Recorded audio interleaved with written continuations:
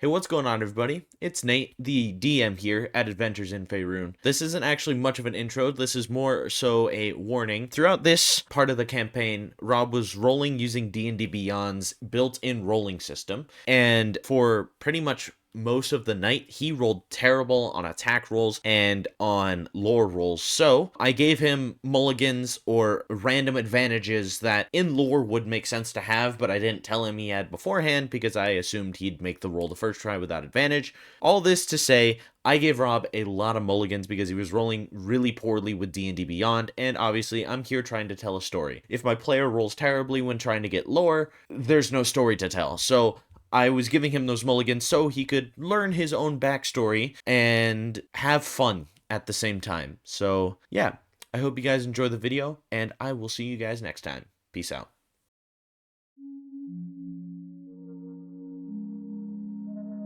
Welcome back, everybody, to another campaign.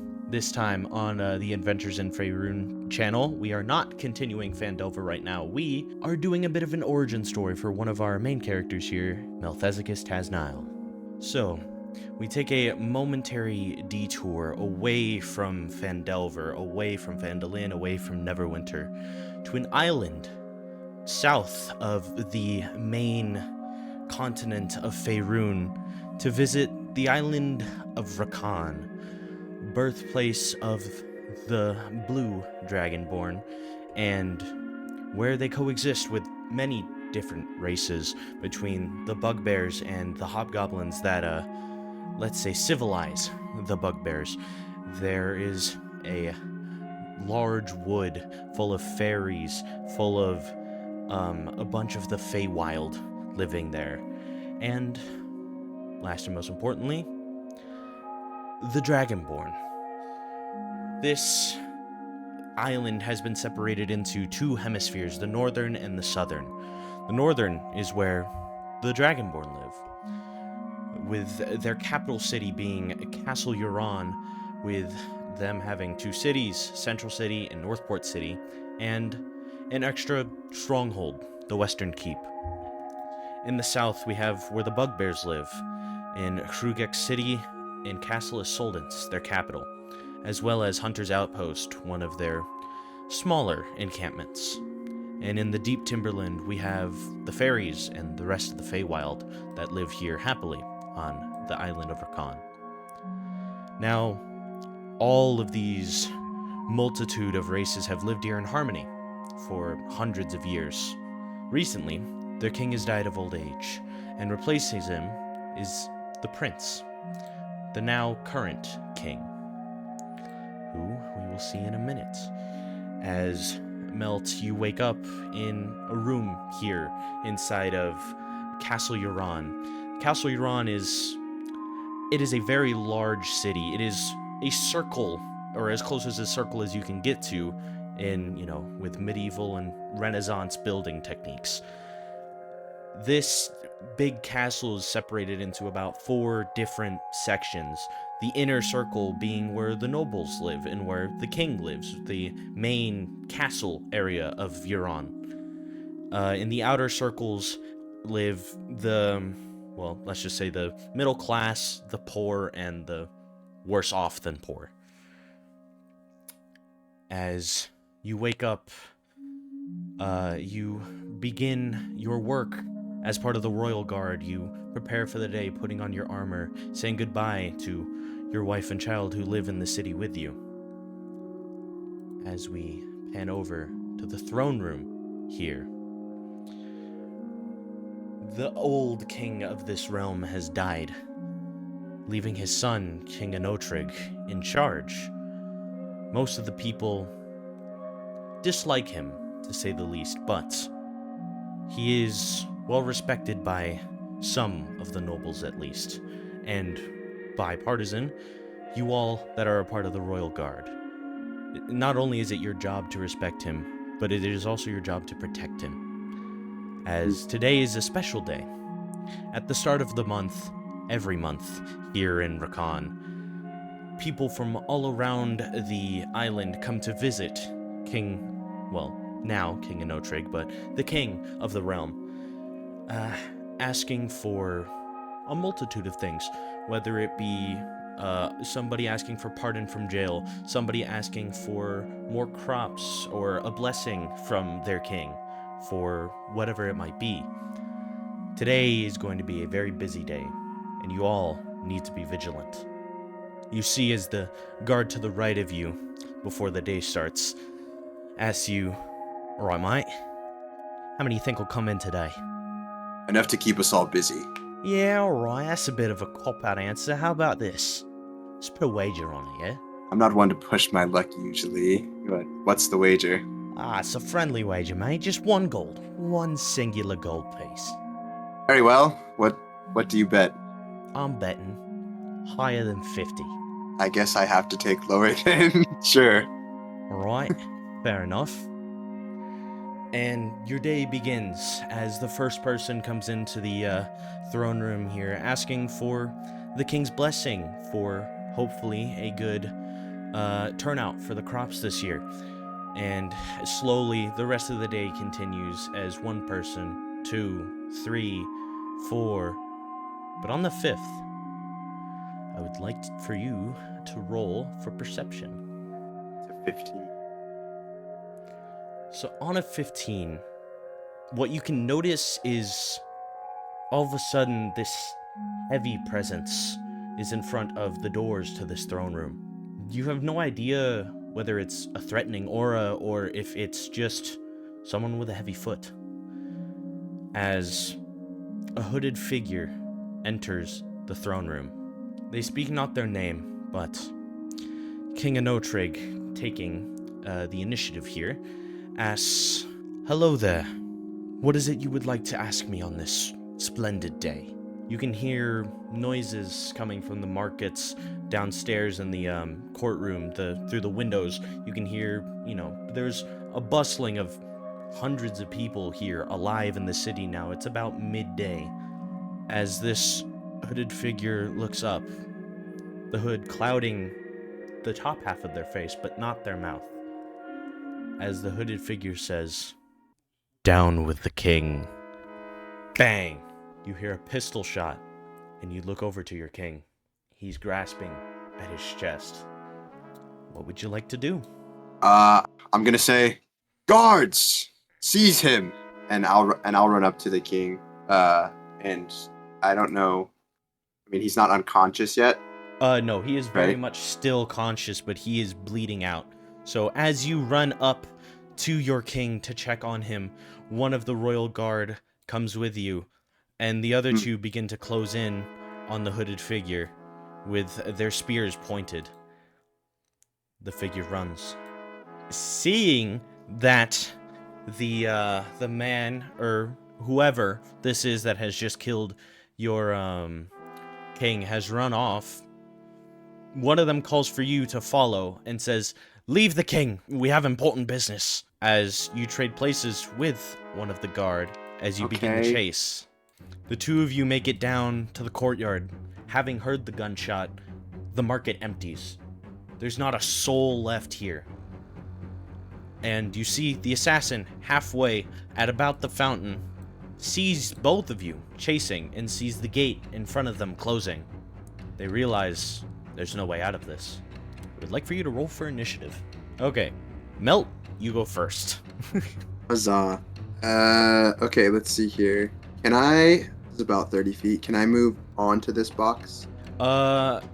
Roll athletics for me, jumping up on that. 23, does that work? Yeah, you Okay. jump onto the box fairly easily, and you're able to get a straight line of sight onto the assassin. Okay, I will roll to hit. 14. That will not hit.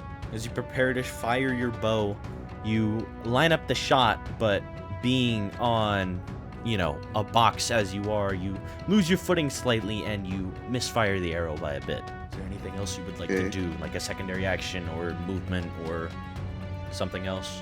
I have extra attack, so I'm just gonna try to shoot again. I was just checking my feats to make sure I had it on.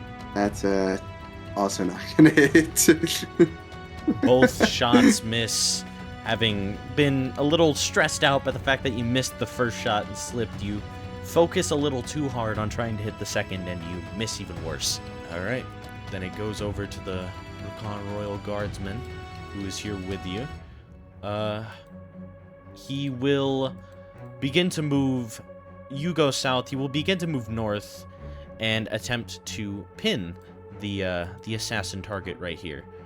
We'll move around, and I believe has a spear ranged attack that he will attempt right now. That will hit. I rolled a double 15, so that's 18 to hit. That will hit. And he will hit for 6 points of damage to the assassin from range. And since he doesn't really have a secondary action, it will roll over to the hooded assassin.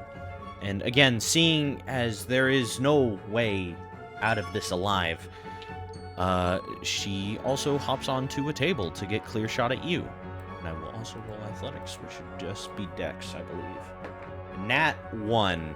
Let's go, dude. So, seeing that there's no way to get away from this situation, the assassin rushes out of sheer fear and panic and attempts to hop up onto the table, but instead slips, falling backwards, going prone, and dealing 5 points of falling damage to themselves. Hell yeah, dude. And we'll have the gray ring show that they are prone for the next turn.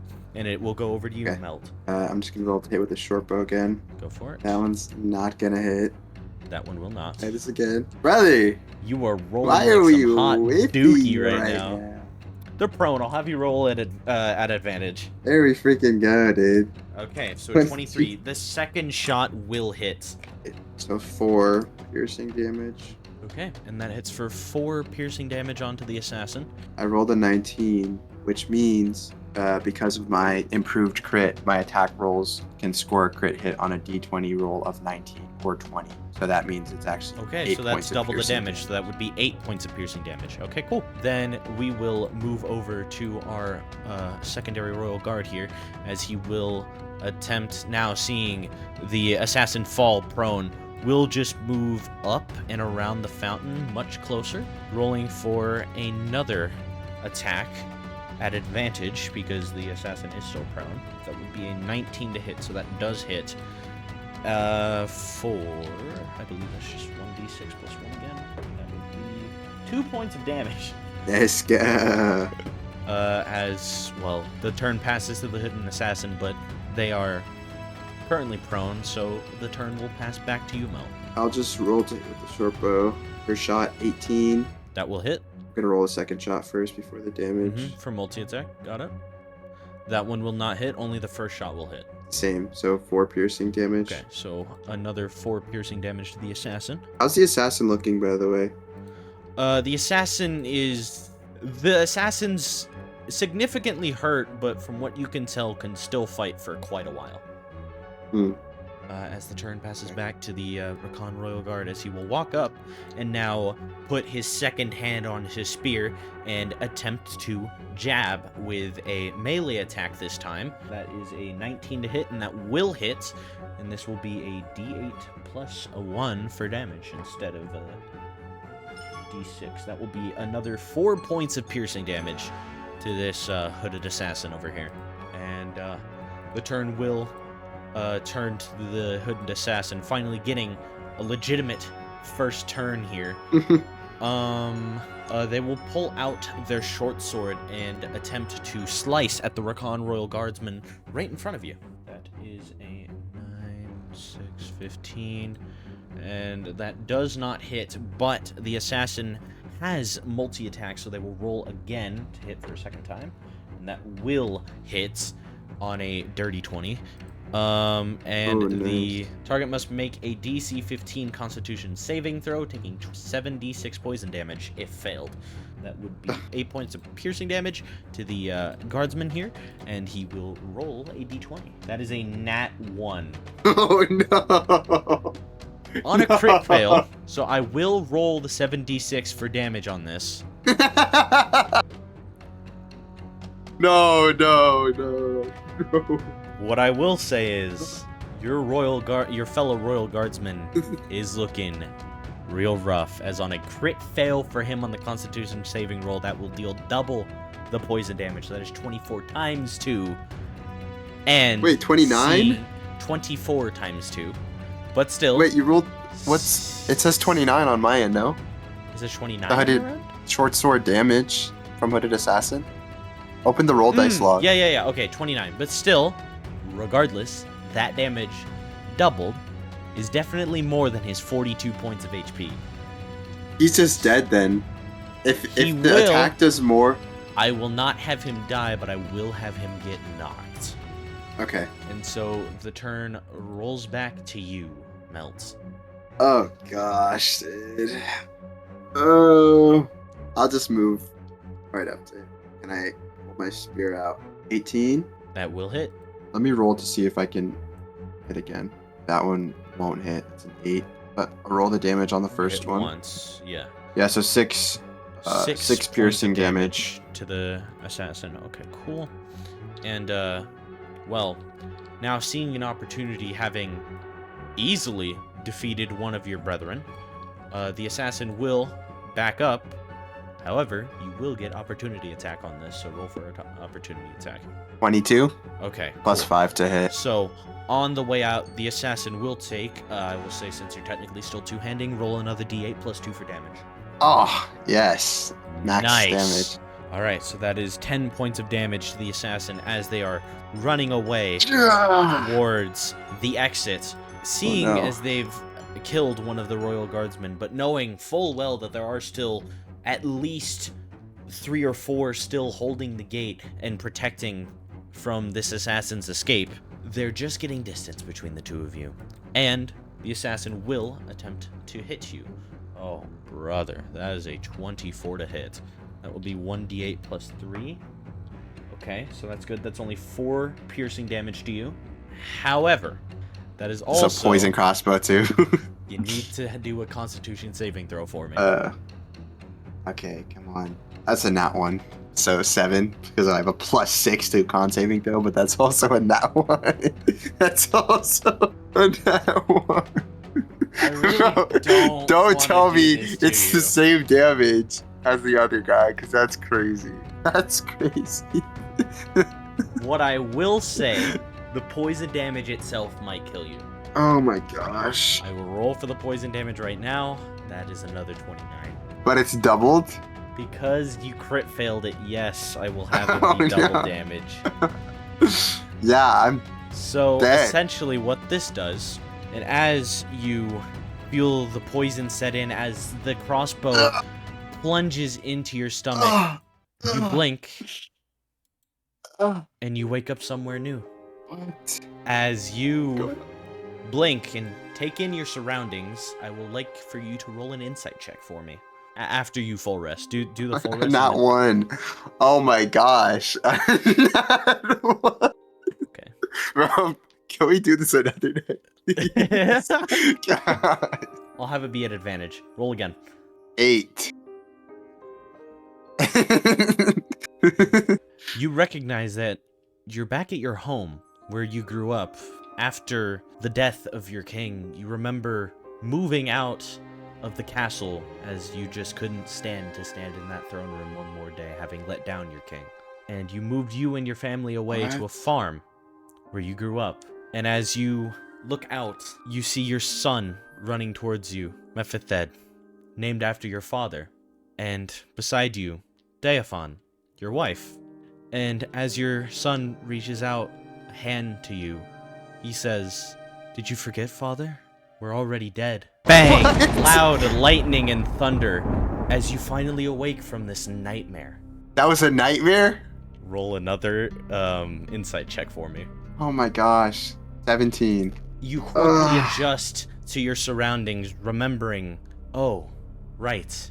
It's been 3 years since the death of your king.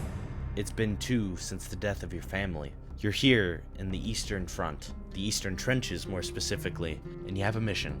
As we go to the island map here, 3 years have passed since the death of the king, as it was found out that it was the bugbears who had organized the assassination of your king. And ever since, the Dragonborn and the bugbears have been at war with each other, keeping out of the deep timberland, knowing that the Feywild have nothing to do with whatever caused the bugbears to rebel. However, the Dragonborn here on Rakahn are on the back foot, as recently the bugbears have gone from the port in Castle Assoldance and have wrapped around the city and essentially won their version of D-Day, taking Northport City by surprise. And, as of right now, they have control here in Northport City. You have been sent here to the Eastern Trenches with a mission. After the death of your family, you decided to join the war cause as a normal infantryman, and your commander has given you a singular objective: blow up the bugbear camp. As you check your inventory, you've been prepped for stealth. You have a potion of invisibility. You also have a couple of gunpowder kegs with you. And to help with your stealth, while kegs. Still giving you a sense of stealth, you have been equipped with leather armor and a dagger, so that even if you pop the invisibility potion, you can still make minimal noise. So you have two options here. You can walk in with normal armor, roll for stealth every single time you pass one of the bugbear stalkers who are just waiting for you to attack, or at least waiting for something. You don't know what for. Or you could swap to the leather armor and swap to the dagger and pop the invisibility potion. Yeah, let's swap. Does that mean that I won't have to roll stealth because you will not have to roll stealth. Yeah, let's do that. Swap to leather. Then go for it. You have control. You have the map on your side. Make your way towards the camp. What I will say is that you have been prepped and you have information about this mission. You know where each one of these bugbear stalkers are. These are sentry units prepared only for, alarm's sake. Whether or not somebody, walks through there, they will know. But since you have popped the potion of invisibility, you don't have to worry about that too much as of right now. Your objective is to sneak in and place a powder keg at the main camp area where their commander Zelk is, and also place another one down where the secondary camp is, where the infantry are staying. I see. Can you see me moving this actively? Yes, I can. Yes. Okay. I'm going south first because I want to draw the attention of Zelk to this southern tent when it blows up. Is this the entrance of the tent right here? Yes. Before I go in, can I peer in and see if I slightly move maybe the curtain or is there something blocking the entrance, or can I just see straight in? You can see straight in. There is no curtain. It is just an open awning. Is there anybody inside? There is not. Everybody is outside as of right now patrolling. I will ask, how does the powder keg work? What is my time? So you place the powder keg, you light it on fire, which in that case I will have you roll for dexterity. And having done that, you have a minute to walk away from the area. Okay. So if you would like to place it and light it, please roll for dexterity. DC 10, just to be... It's lighting a barrel. It's not super hard. 19. And that succeeds. You successfully light the barrel, and you hear the fuse burning down. You need just to clarify, I'm putting it inside the tent. Yes. Okay, I'm now moving up this way to the other tent. You wait for the first one to blow to distract from the placing of the second one. And 20 seconds later, you hear bang! All the bugbear warriors over here die. How loud is the explosion? It's loud enough to attract Zelk's attention, so Zelk will walk over here with his main guard and leave just 2 normal bugbear warriors to protect his tent. So they will be over here. And it also attracts the attention of the stalkers that were further away. So these stalkers will begin to move in as well as this one. And this one walks back to the camp over here. Is there anything inside? What do I see when I look inside the tent? You see nothing but beds. You see a crate on the ground, but outside of that, you see nothing of any importance. I don't know if this is smart. Yeah, I was just gonna see if there's anything in the crate, or see if the crate was unlocked. Or check if the crate is like booby trapped or anything too. Roll for insight then, or investigation. Perception, I guess. Good lord. 14. The chest is not trapped. It's not locked, but when you do open it, there's nothing inside. It's where they store their gear at the end of the day when they turn in for the night. Okay, in that case, I'm just gonna try to light the second barrel while the chaos is ensuing down there. They catch the tent on fire, I'm presuming? Yes, the tent is on fire, and they're actively attempting to search the area now, as you've, taken the time to look in the chest and you've delayed a little bit. And that succeeds just barely. So you light the second barrel, and you need to run away. Can I go around this side? Yeah. I kind of want to go over to this tent over here and wait. I'll wait kind of on this side. Zelk and his 2 warriors begin to walk back to his tent, as bam, the other barrel blows up, killing the warriors alongside Zelk. However, only damaging Zelk just barely, as the stalker here as well will be at half HP, and the other 3 stalkers have begun to walk back. And having heard this, and having heard the barrels explode, all of a sudden, the rest of your platoon arrives. They're far away, but they are here. Oh, yeah. And now I would like for you to roll for initiative. All right, and we will start combat here. So you get the first turn. You're still invisible. You still have, I'll say it lasts for about 30 minutes. It's only taking you about 15 to 20 to get down here. You still have invisibility for another 2 turns. Well, in that 2 case, rounds. I mean, 2 of your turns. Are the Bugbear Stalkers and Zelk aware of the Ranger's presence and the Knights showing up? They are. They hear a war horn coming from the other side of the trench where you had come from, and they all turn their attention towards the incoming platoon of men. I'm just gonna go behind Zelk, and keep it. my invisibility. I'm not gonna attack this turn.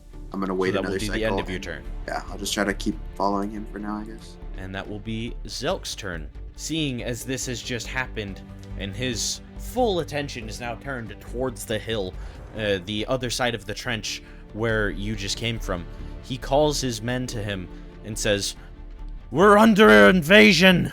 And what he will do is move towards the bulk of his forces, and that will be his turn. The rest of the Rakahn Knights are up now, and every single one of them will attempt to get down from this cliff. I will have them roll for dexterity. That's a Ranger. Or the Ranger. Oh, it is. Ooh. Oh, the Rangers are next? No, the Knights are up. Knight A rolls a 12, and that will succeed the dexterity check as he jumps down, and this will be his turn, as he can't really do much more. Knight B will do the same, and he rolls for 11. That will also succeed, jumping down into the trench, and that will also be his turn. Basically, every single one of the knights are going to do this exact same thing. Some of them will fail. This one just failed with a 2. What that will do is, since it's not a crit fail, it will deal 5 points of falling damage to Knight C. Knight D will, much in the same way, make his way down as well. We'll find the dexterity check, and that succeeds at an 11, and he will just jump down. And Knight E will, much in the same way, do the same thing and attempt to jump down. And that is a nat 20.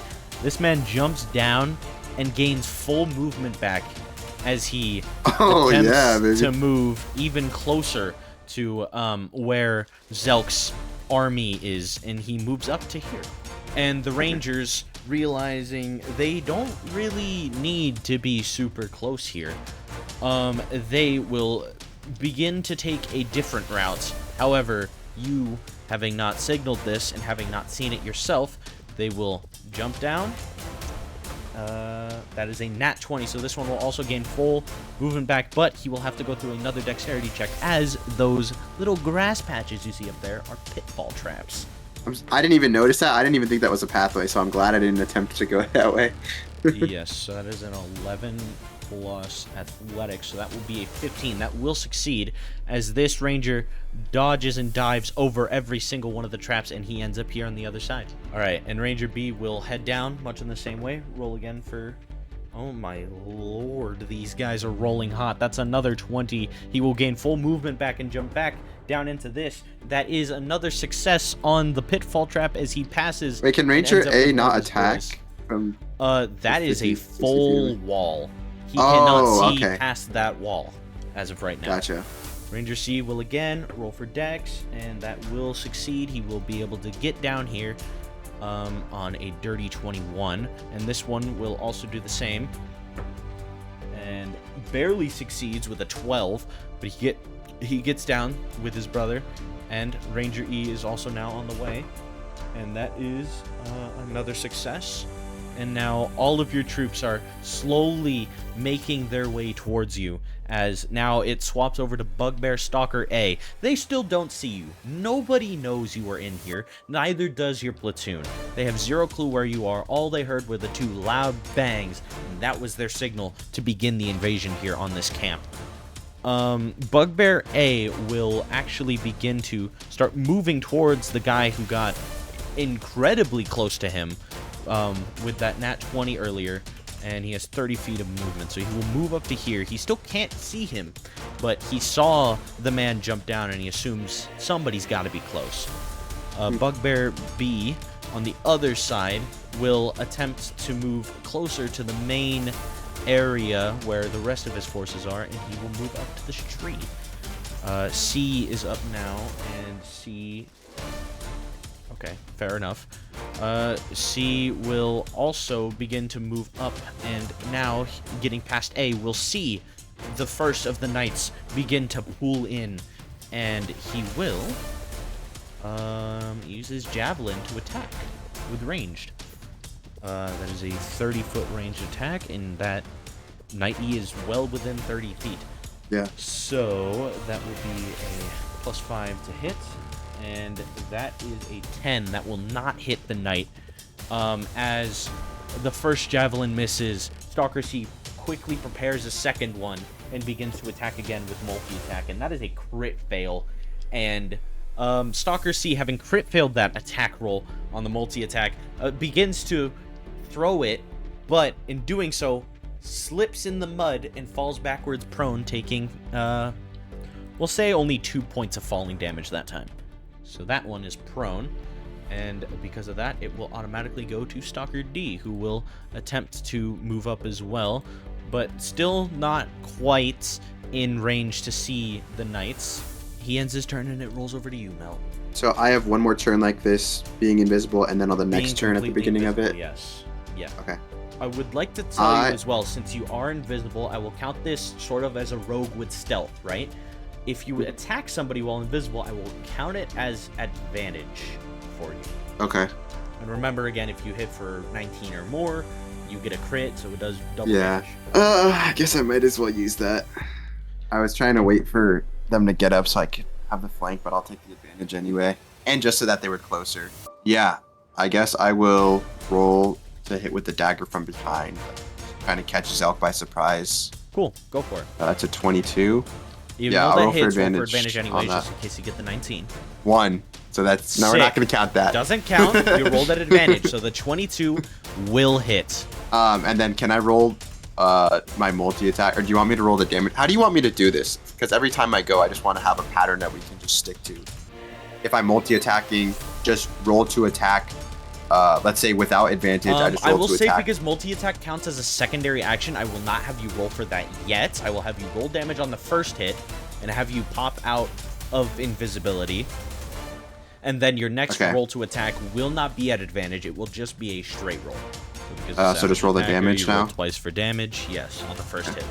That's max damage. I rolled a 4. 1d4 plus 2. On a dagger? Okay, cool. Then, yeah, that hits for 6 damage onto Zelk. And I will have you, if you want to use your multi-attack, you can go ahead and roll for a hit again, but it will be rolling straight, no advantage this time. 17. That will hit. I will let you know as well. That barely passes his AC. His AC is a 17.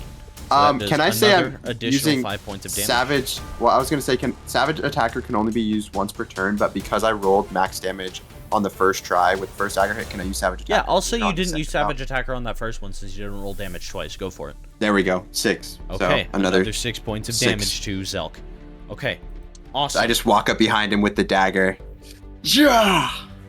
And you stab him in just where you would imagine below his ribs, but on his back. You stab him twice to great effect, dealing 12 total damage to him. And as he turns around, incredibly surprised, what the hell is that? And he turns around, and his His focus has now completely shifted to you. You are now the nearest target, and this is a bugbear. They're smart, but only when they're led by the hobgoblins and they can actually, somebody tells them what to do. When they're left to their own devices, they go batshit crazy. This guy is now completely focused on you and you alone. So now it will turn over to Zelk's turn. He will attempt to attack you with his Morning Star. Oh, brother, that's a 22. I'm rolling hot on attack rolls. That is a 22 to hit, and that will hit you. That'll hit. And because he is a bugbear, he gets brute. So a melee weapon deals 1 extra die of its damage when the bugbear hits with it. So instead of the normal 2d8 plus 2, 3d8 plus 2.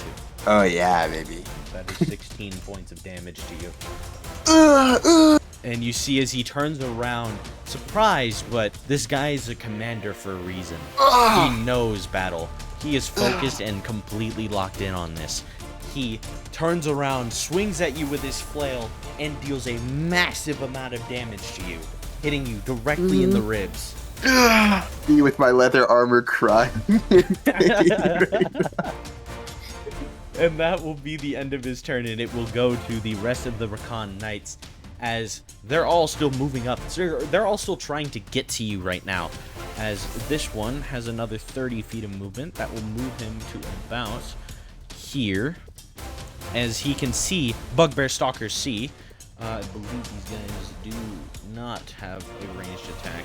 So, as long as he's not within 5 feet, that is not 5 feet. So he is unable to attack, so he will just pass his turn over to Knight B, who, the rest of them get another 30 feet of movement. They're all just gonna keep moving up. Having a lack of a ranged attack, naturally, they can't really do much else but move for this turn. So, essentially, this is another nothing turn for everybody outside of you.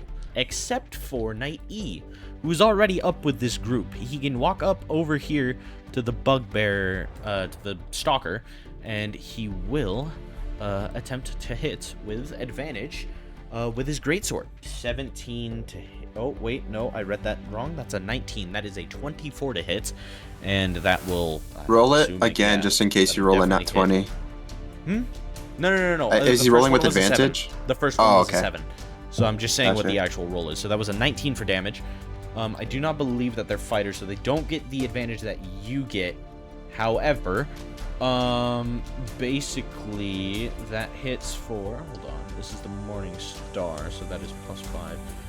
And then it is a 2d8 plus 3 for damage. 10 points of damage to this Bugbear Stalker over here, who, because this one wasn't in the blast...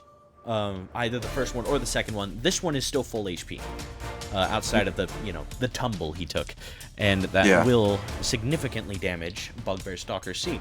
As we pass over to Ranger A, who is actually fairly close to you, I will say, since they are really good with dex, I will have another athletics check to just skip and go through the bushes instead of walking around the wall. That is a plus 4, and he will get through, but that'll be all of his movement. And that will be his turn. Ranger B will, much in the same way, follow him.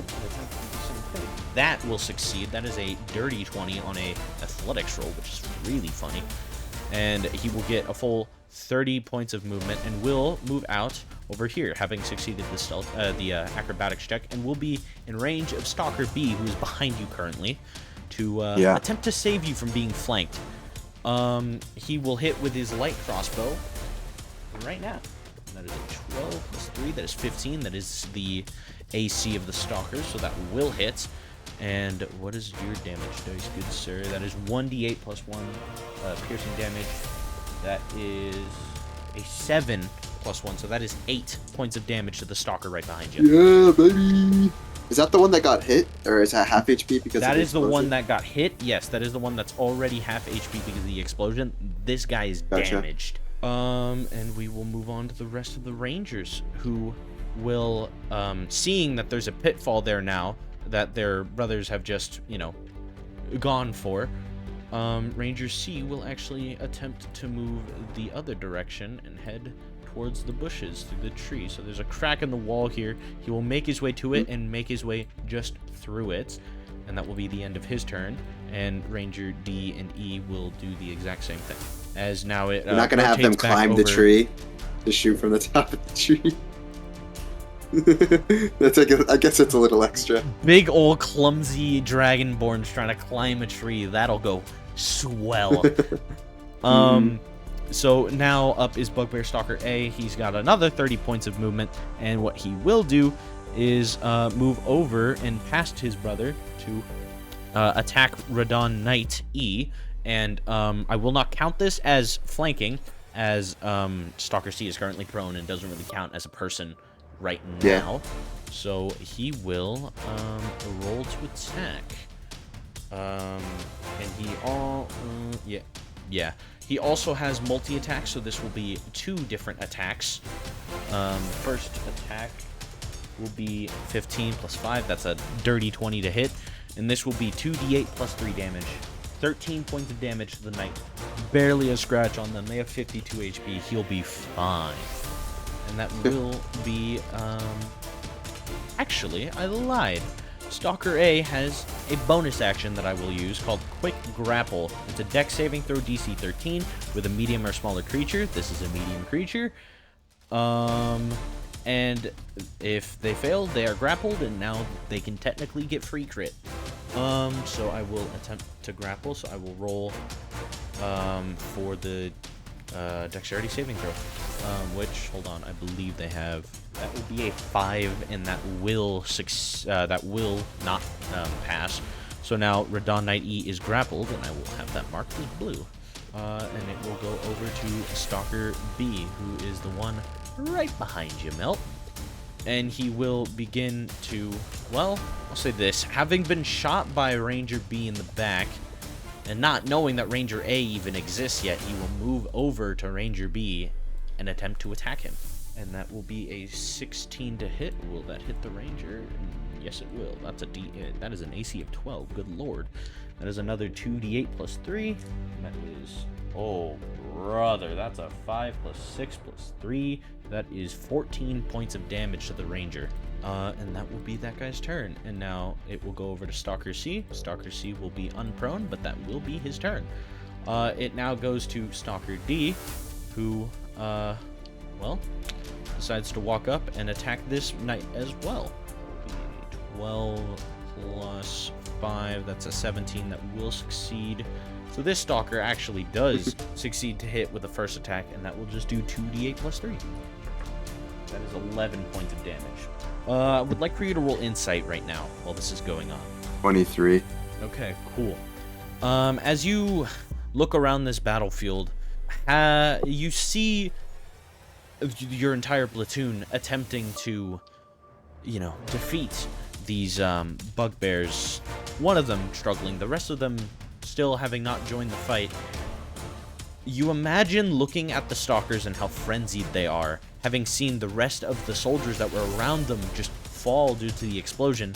You imagine if you were able to talk down Zelk, or if you were able to kill Zelk, everybody would surrender. As this will move in to your turn. Brother. Okay. How do I talk down Zelk? You know what? Got it. I'll say, those explosions, that was me.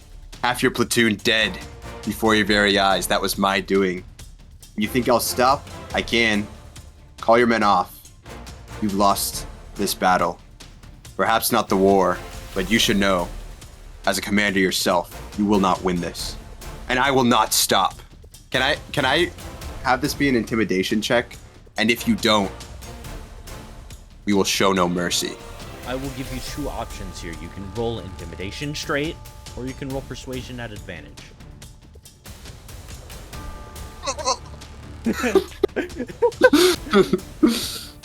I'll give you options, man. What do you want from me? I'll take the advantage.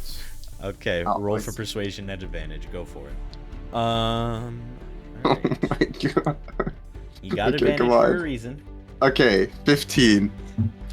Okay. That succeeds. Having heard the information you just told him, and having seen the state of his men, one of them was just prone, one of them got heavily damaged. The other two, not so much, but the one in the back fighting the ranger is very hurt from the explosion. Zelk, cutting his losses, says, All right. I'll call them off. Just, please, don't hurt us. As that will be the end of combat. So, all of the bugbear stalkers have been, all of the stalkers have been called off. And, well, one of the knights walks up to you and asks, what's next?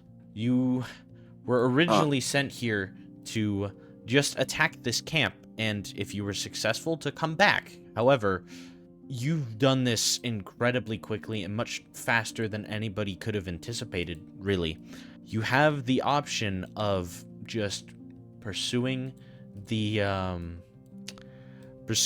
Northport City, as the entire purpose of this onslaught was to get rid of their forward operating base and to hopefully gain a better foothold on retaking Northport City.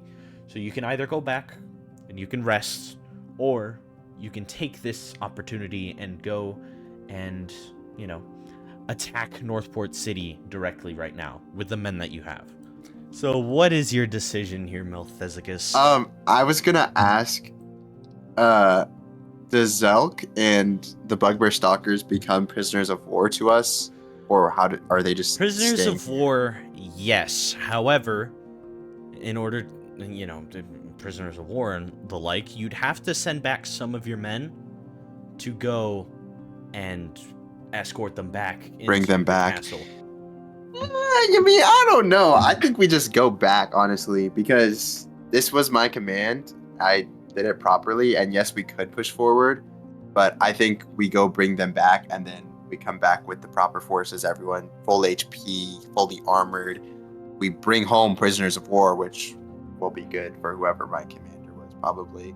And then we take the advance without them having a camp, or at least them probably not being able to set up a front camp that quickly after we took it down, is kind of how I'm thinking. Yeah. All right. Cool. And so you return back to the castle, bringing these prisoners back, and you, seeing the castle, your emotions are mixed still. All these years later, you step into those grounds, and all you remember is the assassination of your king. You go to talk to your commander, and he swiftly, just being a war commander as he is, says, all right, cool, waves you away, and takes in takes in Commander Zelk and his the rest of the war prisoners. As you head down to where the tavern would be, you're stopped by one of your fellow soldiers, a knight by the name of Gorg. He says to you, "Hey, mate, how'd the mission go?" It went well. Snuck in, blew up both tents, and the rest of the men arrived. We took the camp by storm and brought back 3 prisoners of war, as the explosions took out many other bugbear scum known as stalkers. Good on you, mate. So you're down for a pint at the Keg? And you imagine the Keg is the tavern where pretty much everyone would go to drink here in the more upper What time is it? level. Oh, it is nighttime. It is. Okay. The sun has just gone down. I'd say our time about like 7 p.m. Very well. All right, and you walk. You guys don't really make much small talk. Having come back to the castle and remembering everything, as well as the death of your family, you're in more of a somber mood than you would expect. You don't like being back here. It just reminds you of all the pain that being part of the Royal Guard has caused you. And as you arrive into the tavern, you go straight to the bar. You split off immediately from your friend, and you just start chugging. I would like you to make a Constitution saving throw for me. 9. You drink. Brother. You drink, and you drink some more. You're 8 pints down. The Oh! bartender's staring at you in disbelief. As you yell more, he tells you, "No, son, I'm not giving you any more to drink." And he turns you away, and you have to make your way back to a building not far from here. It's essentially an apartment building, essentially a studio apartment, and you lie there in bed, happy that your mission was such a success today, but the war has been brutal. But what weighs you down most isn't the war, it's more than that. It's everything else that led up to the beginning and some of the events that happened in the war. As you think about this, you go to sleep. You awaken once more. I would like you to roll insight once more. 9. Bro, why are my dream insights so bad? I have no clue. Back to back. I have no clue. You recognize this as your farm, but you're on a different side than last night. You're coming back home, away from the field and towards your house. But everything's burning. Everything's on fire. You can control this. You can go wherever you want and do whatever you want to do. This patch of fire right next to me, I'm gonna swipe my hand through it, and do I feel any pain doing so? Or any heat? Wisdom saving right now.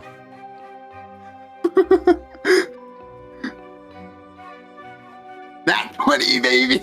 There we go. You swipe your hand through it and feel nothing. And as you look around the rest of this area, all of this fire, but you don't feel warm. There's no heat being given off by any of the burning crops around you. You're in a dream, without a doubt. Okay. I'm gonna run this pathway up to the house. I would like for you to roll investigation really quick. 9, bro. Again. Twisting the narrative once more, I would like you to roll that at advantage. It is your house. You recognize this space. If anything was out of place, you'd know. Nat 1. 0. 0! 0! 0! Big bad 0. I don't think I've ever rolled a 0 before, ever. I've been playing D&D for like 5 years. I can't even give you the lore! What? I mean, sure, bro. Just give me the lore on the low key, on the low. Okay. What I will say is, sure, on a 9, you look towards the house, and you see your wife and child laying on the ground, dead. Are they on Corpse fire? is not burned, but dead. And you awaken from this dream, jumping forwards in time. You're now suddenly on another battlefield, but you don't remember how you got here. But what's going on right now? Well, I mean, roll another insight check. Jesus. Please, God, just be higher than a 10. 17. Oh, thank the Lord. Even better. You get full information. You don't remember actively doing this yourself, as you were still hungover from the night before, but you remember walking to your commander and him telling you, most of your men have been deployed to other areas of the war. You're gonna have to go in there with a minimal amount of crew. And he sends you back to Northport City, to the city square, where intel suggests that this is where the main area of the occupation here by the bugbears is located. You don't remember much else other than you fought like hell to get here. And what I will say is you are full rested. I'm awake now. You are fully awake now. Okay. You are full rested, and yes. You have your breastplate and your spear once more. Oh, let's go. All right. Cool. And I would like for you to roll for initiative. As the knight that has been sent in with your company, he will run forwards towards this Bugbear Warrior C. So what I'm just gonna have this guy do is he's gonna move up and he is going to attack Bugbear Warrior C. This will be a +5 to hit. And that is a 23 to hit. That will hit. That will be 2d6 plus 3 damage. That is 5 damage. Oh no. Good job, Knight. Bro rolled a double 1. Yeah, sounds about right for our luck tonight.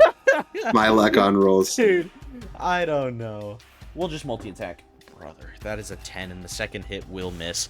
The turn will move over to Bugbear Warrior A. He will begin to move up and help his brother over here, and that will be about 30 feet of movement. So he is out of movement, but since Rakahn Knight A is actually flanked, I will have him roll at advantage to use Grab. Grab is a melee attack roll, +4 to hit. If he hits, it does 2d6 plus 2 bludgeoning damage. If the target is a medium or smaller creature, it will now be grappled. And then every single turn, that knight needs to roll a dexterity throw of 12 to escape. 9 plus 4. That will not hit the knight as he attempts to grab Rakahn Knight A. He lunges forward, both of his arms out, attempts to grab, but the knight just shoves him off of him very easily, and it will do nothing. And it will now be your turn, Melthezicus. So that's 30 feet, I think. So it looks like Yes. to behind this bugbear warrior. And I'm just gonna have my spear readied and You can roll with advantage here since he is flanked. 17. Regardless of what your advantage is, that will hit. 15. Okay. I'll roll the damage on the first one. Roll it twice. Okay, I'll use Savage Attacker here. Doesn't matter. Okay, so 6 piercing damage off the first. 6 piercing damage to Warrior 6. And you have multi-attack, so roll again with advantage. 15. That will hit. And I'll just roll once on this. Bam. 10 piercing damage. That is max damage. Nice. And you see as you stab him once and stab him a second time, this man is injured. I mean, I can second wind, but I don't really need to, so good. Okay, cool. Then I will pass it off to Hobgoblin A. So Hobgoblin A will use his movement to go down and begin to attack Rakahn Knight B, who's over here by the tables. He will get about this far, and with his longbow, he will attempt to hit. And that does hit. That is a 19 to hit, and that will be 1d8 plus 1 damage. That is a 4 for damage. So 4 damage to Rakahn Knight B, and that will be his turn. It will pull over to Rakahn Ranger A, who, seeing that one of his knight friends is in danger, he will begin to walk over, but then before getting to the table, he notices there's another bugbear right in front of him. He has a choice to make. Which one will he fight? And for fun, I'm gonna have you roll a d20 just to see which one he hits. Yeah, do it. So if you get over a 10, it'll be D. If you get under, it will be A. So he's hitting A. So what he will do here is attempt to jump up on top, which will be an athletics check, which the Rangers are good at. And that will be a 17 to get up on top, and that will be good enough. He will jump up on top, and having height advantage, I will say that if he hits this hobgoblin, I'll have him roll an extra damage dice. And that is a 21 to hit. That will hit, and I will do 2d8 plus 1 damage. That is 10, 11 points of piercing damage to Hobgoblin A over here on the left. Dragonborn. Bugbear Warrior B, who, seeing this, for lack of a better term, clusterfuck right in front of him, he will just, continue the train of flanking, and he will move over here and roll an advantage to attack you. Specifically, he will roll to grab you.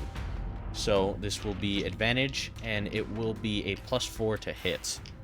And that is a 22. Yikes. And he Is it a saving throw or it's just auto? Give it a sec. He lunges forward towards you, and he grabs you, and he turns around and suplexes you onto the ground for 12 bludgeoning damage. Oh my gosh. Get the wind knocked out of me. And first, what I need you to do is roll dexterity save. 14.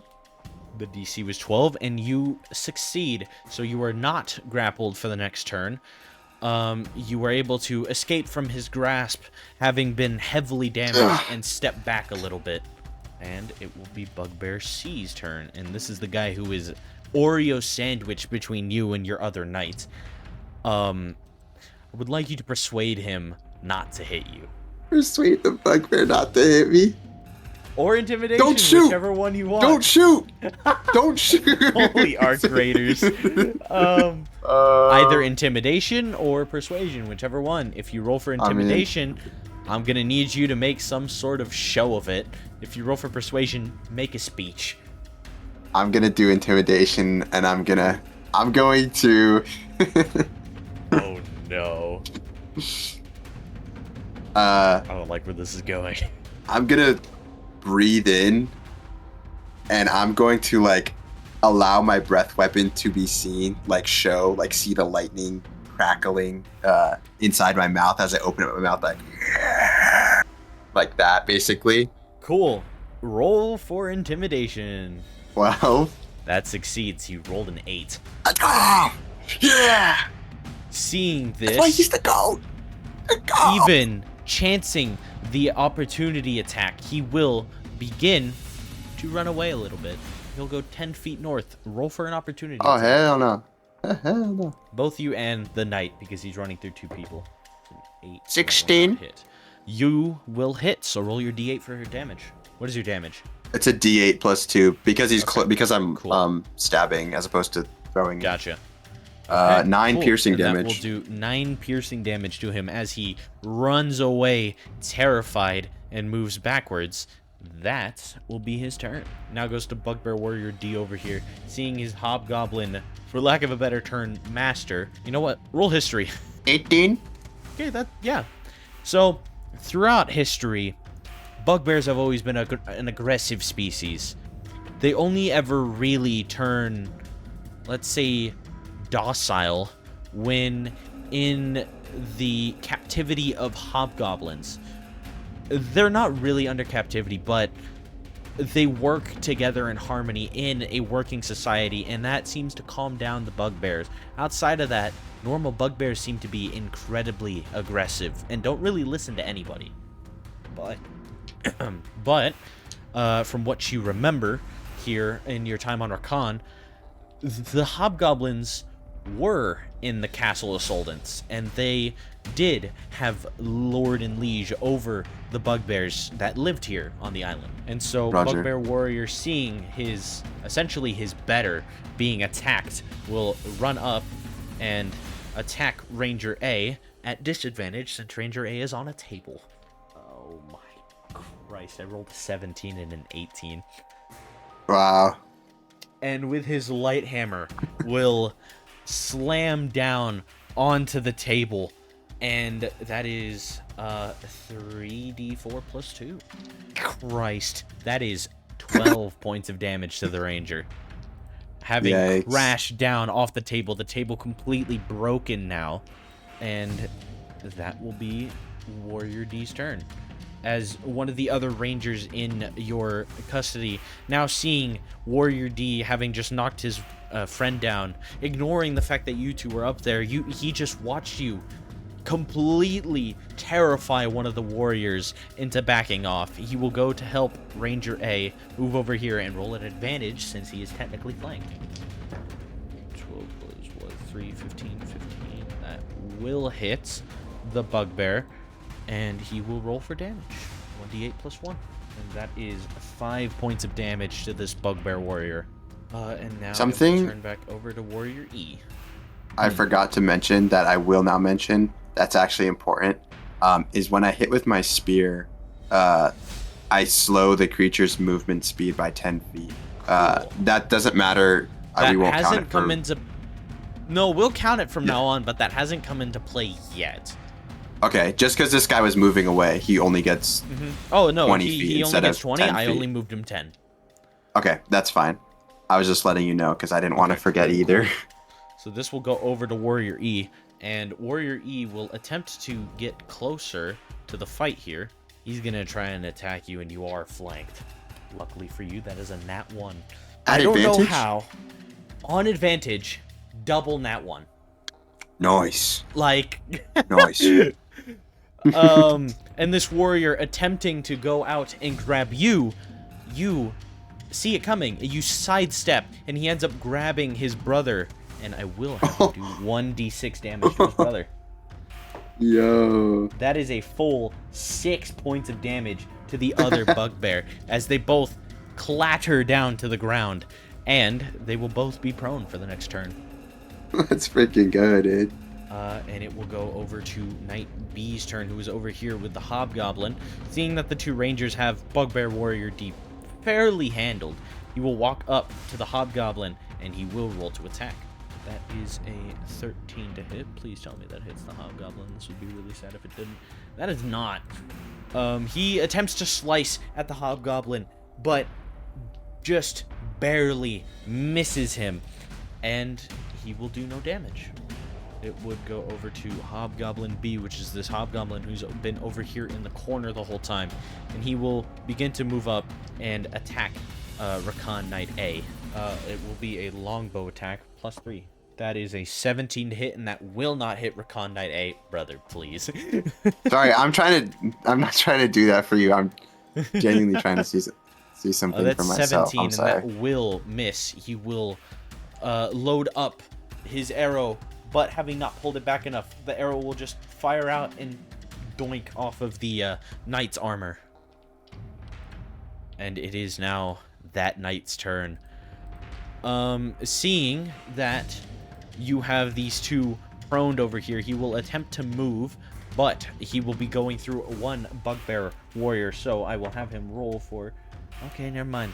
There is no opportunity attack. He will just walk up and flank these two as well as have them prone, and he will attempt to attack, which is the one you've hit, B. He will attempt to attack Bugbear Warrior B with advantage, and that is an 11 plus 5. That is 16 to hit, and that will hit as he... what's the damage? 2d6 plus 3. That will be 11 points of damage to the Bugbear Warrior on your right who has been knocked. And then it will rotate over to Bugbear Warrior A, who will, seeing this. Now, seeing that you guys are, have terrified one of his brothers who has attempted to run away, and have, though unintentionally, knocked down two of his brothers, he will begin to run away out of your range, and he will begin to move towards your archers who are on the other side of the battlefield. And that will be his turn. And now, finally, it's your turn, Melt. Okay. Do I provoke opportunity attack here if I move, or no, because they're prone? And also they don't have an opportunity. I think I want to move like right here. That's doable. I'm just trying to check distances. It looks like Hobgoblin is just within 30 feet of me. I'll say that's hitting Warrior C as well. Shit, count it. Let's freaking go. Yeah, sure. Okay, so what do I got to roll? It's a dex save of 14. 14. Cool. Okay, so Hobgoblin B fails. Bugbear Warrior C also fails, and I will have the other two right in front of you roll at disadvantage since they are prone. Bugbear Warrior B will fail, and Bugbear Warrior E will also fail. Hell yeah. So they're all going to take fail. 2d6 lightning damage. Do I just roll the damage and they'll all take the same amount? Right. I'll say roll the damage for each individual one, because when it comes to E and B, I will have you roll that. This is going to be way too confusing. I will have you roll the 2d6 first. We'll total those, and then roll it again, and then the higher total will be the damage you deal. Okay, so basically like a savage attacker on those two. Yes. Essentially. Yes. Okay. Gotcha. So roll it for the Hobgoblin and the Bugbear Warrior C first. So that will be 7 points of damage to Hobgoblin B, and that will knock down Bugbear Warrior C. And then roll. Then basically once. roll 4 times for this. Yeah, roll once, and we'll have this be for E. Okay, roll again. Okay, we will have 7 damage go to Warrior E, and then roll again for B. I'll take the 6. Okay, so 6 damage to B. I'll say that as you see Warrior C go down, and as you see Hobgoblin B essentially take, like, static electricity towards him, he barely got hit by that. You see as Warrior B, already laying down on the ground, is pissed off, but he is very hurt. And you want to Warrior describe E my just attack? barely got the slash on him. No, you go for it. That's your attack, Oh, buddy. shit. Oh, shit. So now I'm showing Warrior C the full effect of my intimidating aura. I breathe in, and you hear me. You hear a loud suction of breath. Oh, my mic's not gonna pick it up, of course. No. It picked up the okay. beginning of it. You got it. Okay. And then you just hear like thunder before the lightning strikes. It's coming from me, but it doesn't seem as if it's coming from my mouth, as more as if my body is rumbling. And then you just, and it's with a mighty roar, the lightning just in a single chain strikes through all of them, as if it's targeting each one, starting at the front and then coursing through each one, and then landing on the Hobgoblin in the back where it explodes to finish. Awesome. Cool. And we'll I mean, is that going to be your turn? Do you have a secondary no, action to I can use? attack again. So Cool. I'm gonna blow on my spear as if the lightning came from my spear. That like blow on the top of it, and then I'm gonna stab Warrior E since he's right in front of me. All right, roll for advantage. He's prone. 17 and The 15. 17 will hit. Then I'll just roll the piercing damage here. Nice. And yeah, 7 damage. We'll take it. To E, you said, not B? Yeah, E, because E's right in front of me, because I moved up. And you see as Warrior E not being able to do anything, still having been knocked down by his own clumsiness, just winces in pain. And it will go over to Hobgoblin. Dragonborn! Dragonborn! Dragonborn! Oh my god. And this Hobgoblin will attack Rakahn Knight B with his longsword. I will say he grabs it with 2 hands and he readies his sword to slash at the knight. Not only is he unprepared to fight a knight right now, he's scared. The blow just barely glances off of the knight's armor and it does no damage. As we roll over to Ranger A, he, having seen his brother is there with him, he will begin to he will take the opportunity attack and back up slightly, just 10 feet off to the side. The opportunity attack does not hit, and he will be able to evade successfully and shoot with his crossbow. That is a 17, and I believe that does hit on the warrior. Yes, it will. That will hit Bugbear Warrior D, and what is that damage? It's 1d8 plus 1, blah, blah, blah. There we go. 4 points of piercing damage to Bugbear Warrior D. And, well, that warrior, Bugbear Warrior B being knocked down, will just skip his turn and get back up. C is dead. D, having been attacked and now having no idea what to do, he will clumsily attempt to jump. Actually, no, the table's been broken. He will clumsily go across the broken table that he just broke, and I will have that being like a dex of 10. Yeah, he succeeds. And he will climb over, and he will go to attack Rakahn Knight B and attempt to grab him. And since he is flanked, he will hit for, it will be advantage to roll. That is a nat 20. Crit. Double damage, so baby. That will do double damage. And because of that, I will also up the grapple DC to 16 from 12. And that will do a total of, that is 14 points of bludgeoning damage to Knight B down here. And he will need to roll for dex save. That is a crit fail. Oh, yeah, he's grappled. So Rakahn Knight is now grappled. Not only that, he will also be prone, so I will have him skip his next turn. Having been grabbed and basically suplexed into the ground by this warrior, he will just lay there in pain. As it now rotates over to Ranger B. Ranger B, seeing the warrior walk away from him, decides to turn around and fight the one that is walking towards him. And he will attempt to hit with his crossbow, and that is a dirty 20 that will hit. And this is another 1d8, I believe, 1d8 plus 1.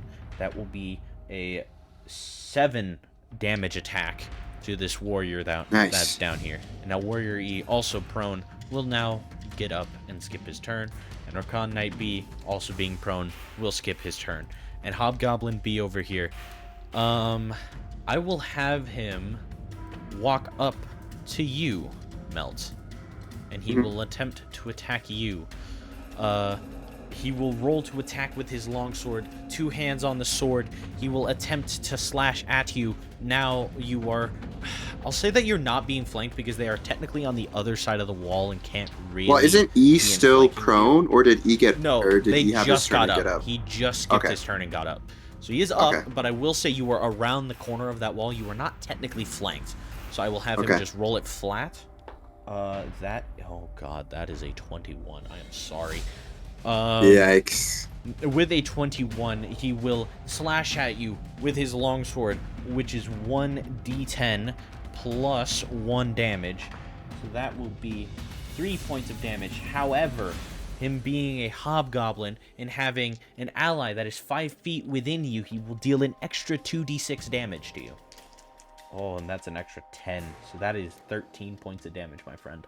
Yikes. And it will rotate over to Rakahn Knight A. Now, Knight A, seeing that you are now beginning to struggle with the people in front of you, he will use leadership. For 1 minute, the knight can utter a special command or warning whenever a non-hostile creature that it can see within 30 feet of it makes an attack roll or a saving throw. The creature can add a d4 to its roll provided it can hear and understand the knight. So you will basically get an extra d4 to your attack rolls now. Or saves, Question yes. mark? Yes. Do I get to pick? Yeah, you can pick when you use it. When I use, okay, yeah. It's for a minute, so I will count it for the next turn of battle.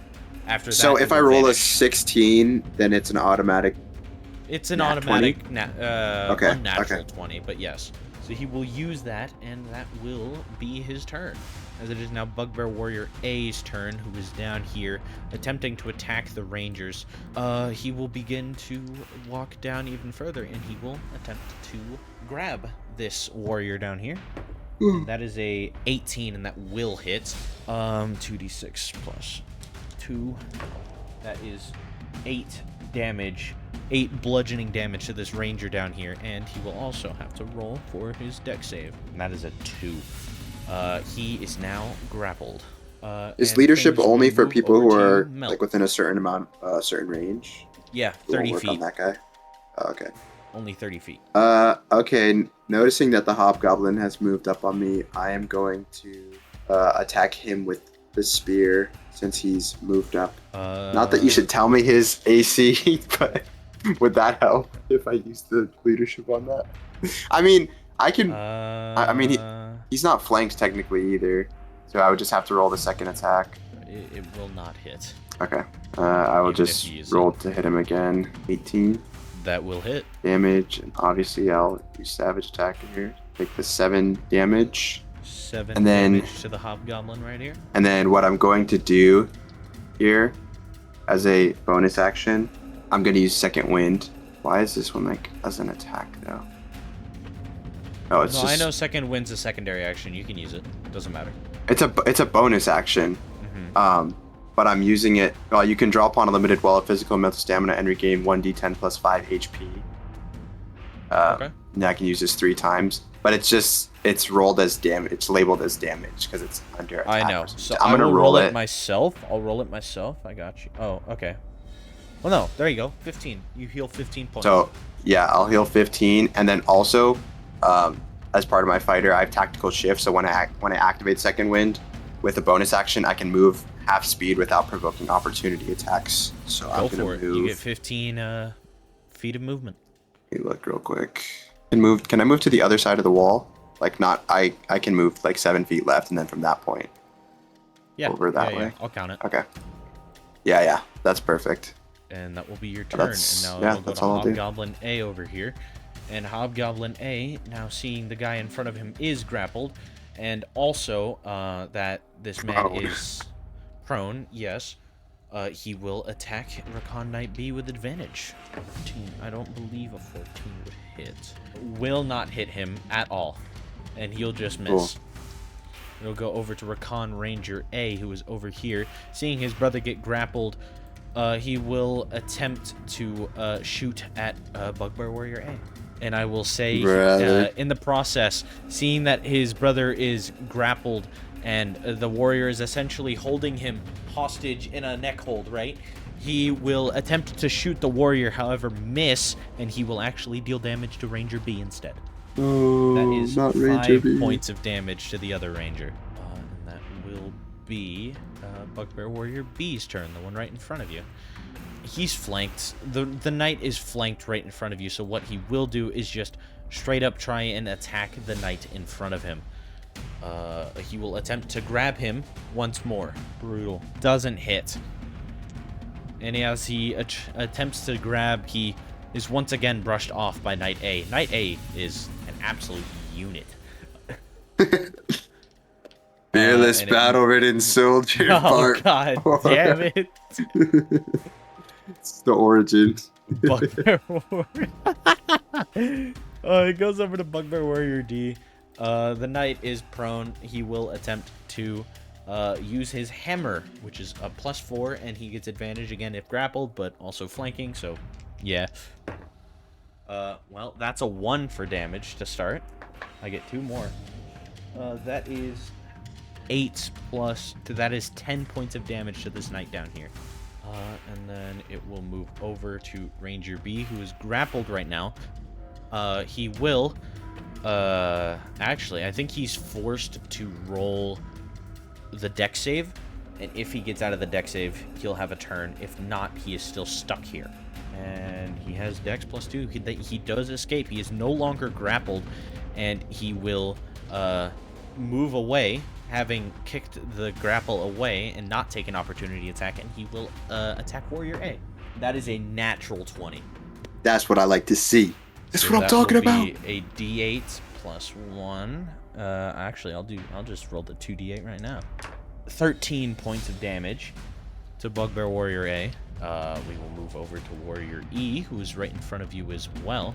He will also attempt to attack Knight A with advantage, and he will also miss. Rakahn Knight B is grappled, however, he is also prone because of the nat 1. So he gets up, he's no longer prone, but he cannot roll for his dex save right now. It will now go over to Hobgoblin B, and I want you to scare this guy off, or he will attempt to follow you and attack you. You get intimidation or persuasion again. Fuck off, mate. I'll kill you. Whatever you think that is. Roll persuasion. Good lord. 12. That does not work. He is going to end up attacking you. Roach said, fuck off, mate. Good news for you, though. He doesn't hit you. And it will go over to Rakahn Knight A's turn, as now seeing that you have been flanked, he will attempt to swiftly finish off Warrior B in front of him, and he will roll to hit. And he gets multi-attack. I'm not flanked, am I?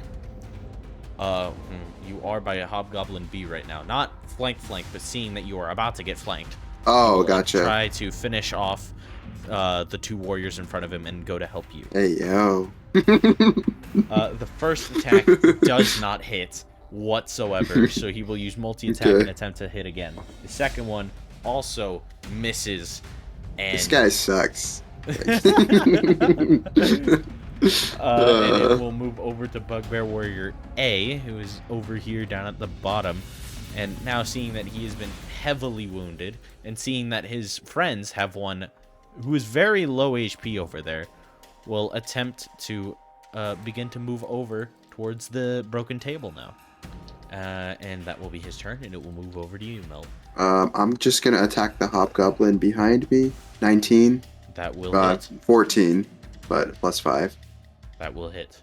I'll just keep that. It's 8 piercing damage. By the way, you no longer have leadership, so no more D4. Damn. That will not hit. Okay. Yeah, that's not gonna hit. Let's see here. That's all I'll do there then. We'll go over to Hobgoblin A, and Hobgoblin A, seeing that his other friend in the back is now being damaged, and seeing that Bugbear Warrior D has the knight in front of him in a chokehold, he will move away and move over towards you to attack you. I won't count this as flanking because Hobgoblin B is in front of him, so I will just call this a straight roll. Will a 14 hit? No. Then he misses Nuh-uh. with his longbow, and it will move over to Ranger A. Now Ranger A, seeing that the Bugbear Warrior is attempting to go and gank this knight over here, he will begin to shoot at Bugbear Warrior A once more to try and kill him. That is a 17, which will hit. So let's go ahead and see the damage. That is a 5 + 1. That is 6 points of damage to Bugbear Warrior A, and he looks very hurt. And it will be Bugbear Warrior B's turn right in front of you. And he will attempt to attack the knight once more. No flanking, so just raw. There we go. Oh, Lord, that is a 22 to hit. And he will slam with his hammer and do 3d4 + 2 of bludgeoning damage. Okay, so that is 8 points of bludgeoning damage to the knight right in front of you. And this man hasn't been hit yet. That's but a scratch to him. It's but a flesh wound. And it goes over to Warrior D over here, who still has advantage. He will attempt to slam with his hammer once more. A 3 and a 2. I love that. He just misses. The hammer misses. This is the least eventful combat I've ever seen in my life. Ranger B will also begin to move slightly closer and attack Warrior A. That is an unnatural 20. Okay. So I'm rolling really good, and I'm also rolling really bad. And that is a perfect 7 to knock out the warrior. I would like you to roll insight. 10. You can imagine, with all the noise, what with your lightning breath and all of the constant clattering of swords and the firing of arrows and the bodies hitting the pavement between the two knocked guys that you have now and also the bugbear warriors that slammed into each other earlier. This has to be making a lot of noise. Okay. And now it will be Bugbear Warrior E's turn, and he will attempt to attack, and that will not hit Knight A, so he will just let it go. Knight B will now roll his dex save, and that is a perfect 12 to get out of there, and he will no longer be grappled, and in turn, he will turn around and slash at Warrior D with his greatsword. That will be a 23 on the first hit, 11 points of damage to the warrior. And then he will attempt to attack again.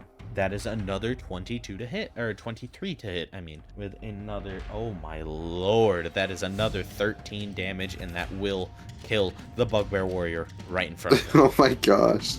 I'm tired of being grappled. Shing, shing. Yup, and Hobgoblin B is right in front of you. I will have you roll an intimidation check at advantage. This guy is very, very hurt, but for the sake of RP, I am gonna have you do something. Dragonborn! Dragonborn! You fucker. 20. That is an unnatural 20. So, seeing this, he attempts to run away from you, completely forgetting about opportunity attack and swing for opportunity. 10. I'll say at advantage because you just intimidated him. 19. Thank fucking God. And you see as this hobgoblin attempts to run away from you, you stab at him with your spear, and he falls over right in front of you. Oh, yeah. Alright, and it will be Knight A's turn right in front of you, and he will attempt to hit the warrior right in front of him, and that will be a 15, and I believe that hits. Please tell me that hits. Oh, thank fucking God. That'll be 2d6 plus 3. Bang! That kills him. That kills the warrior right in front of him. 13 damage.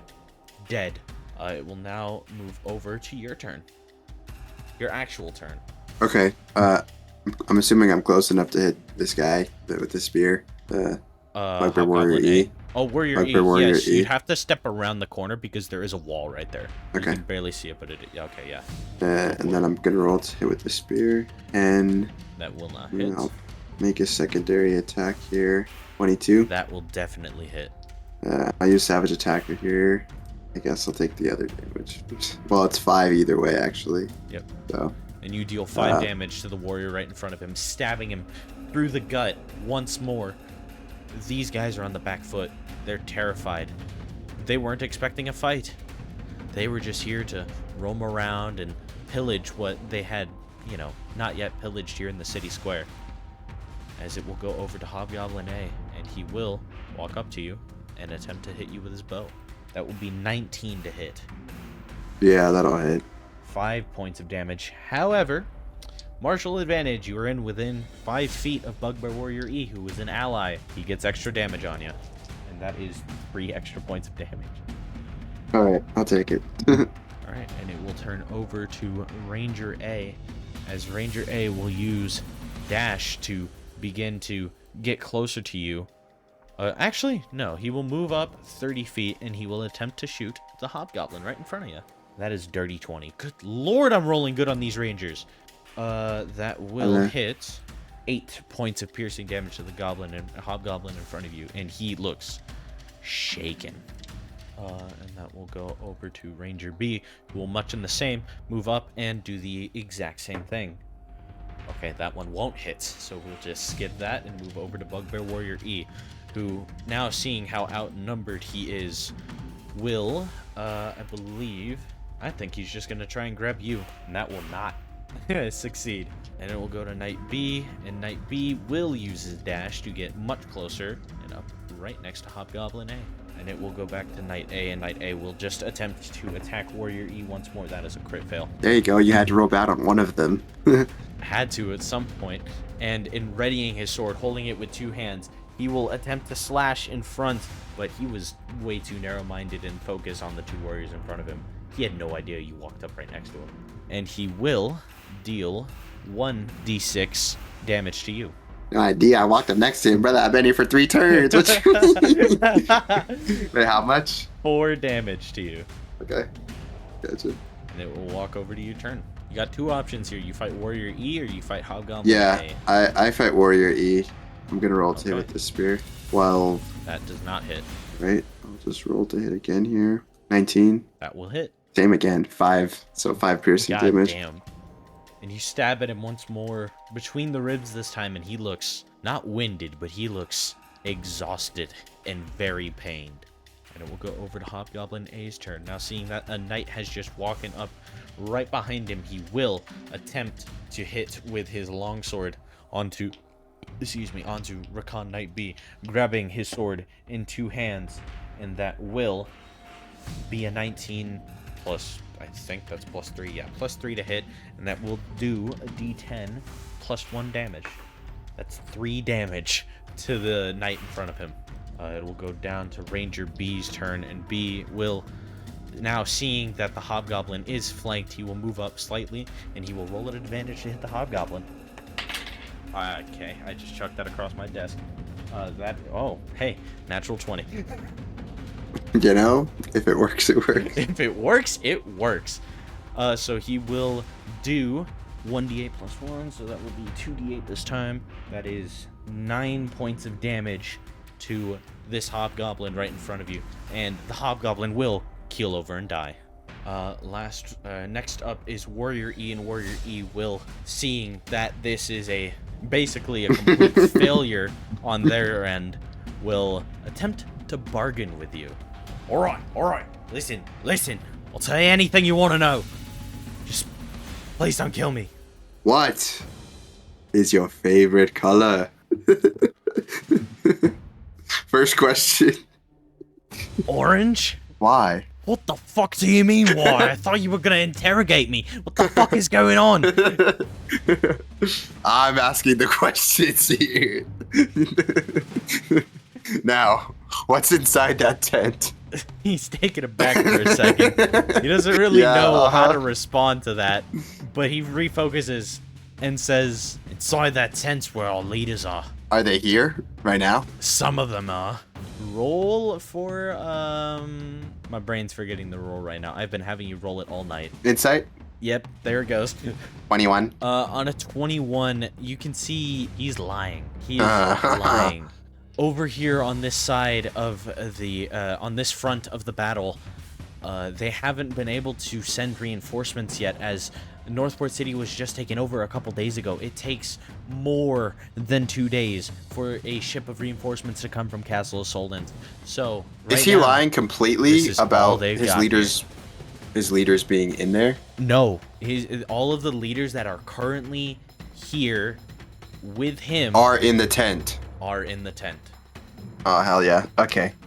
Very well. I'll let you live under one condition. You join my side as a fearless battleman soldier, and you help us take down those insolent leaders, hobgoblin or not, if you know what's good for you. Roll persuasion at disadvantage. Oh gosh. Okay. Well, I can tell you this much.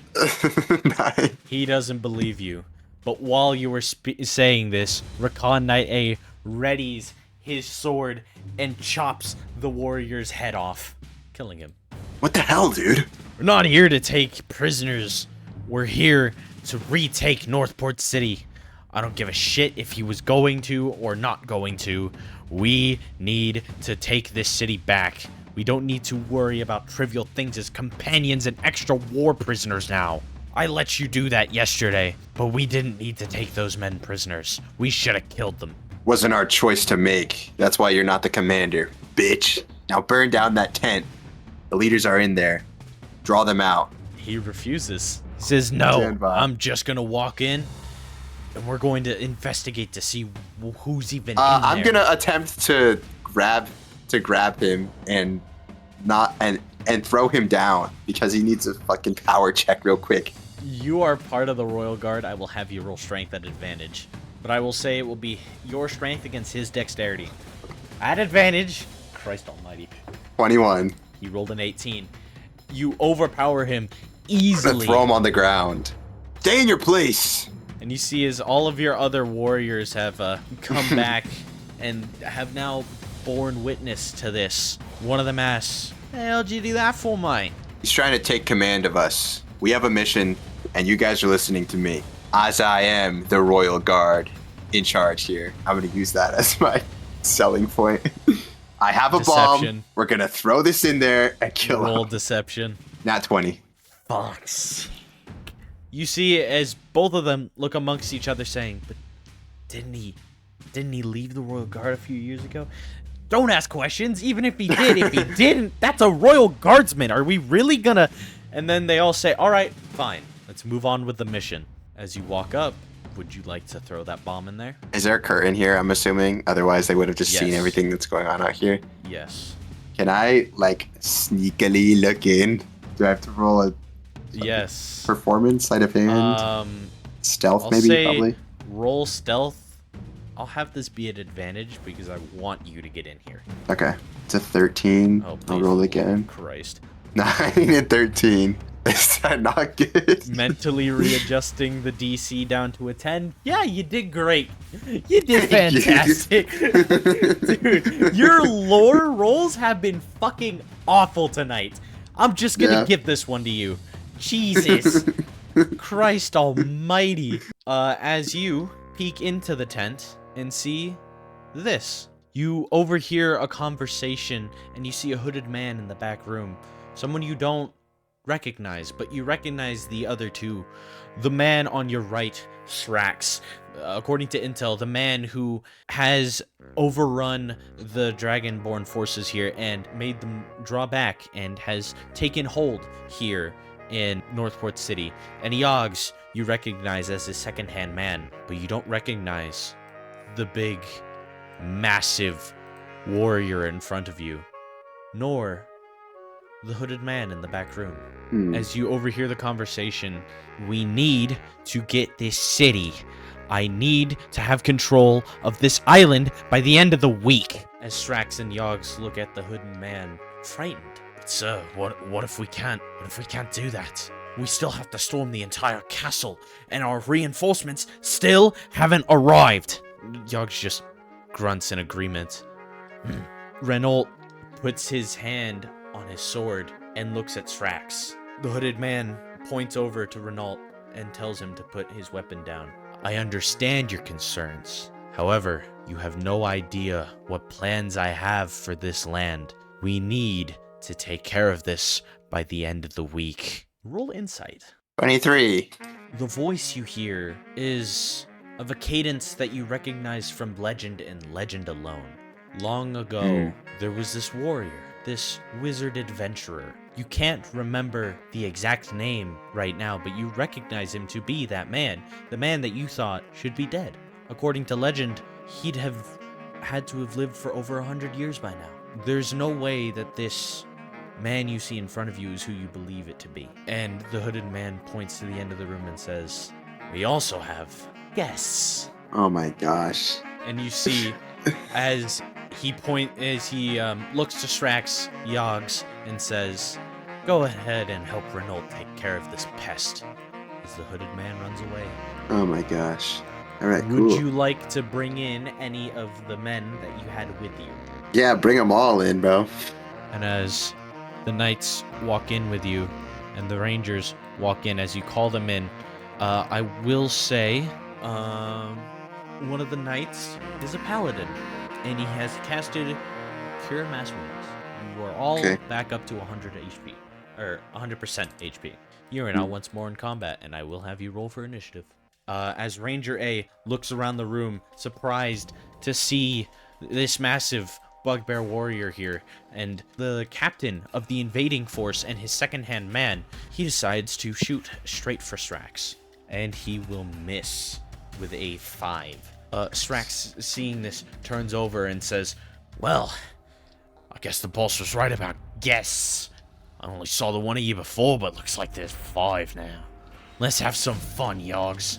And it goes over to Knight A's turn. Knight A will cast leadership as for 1 minute.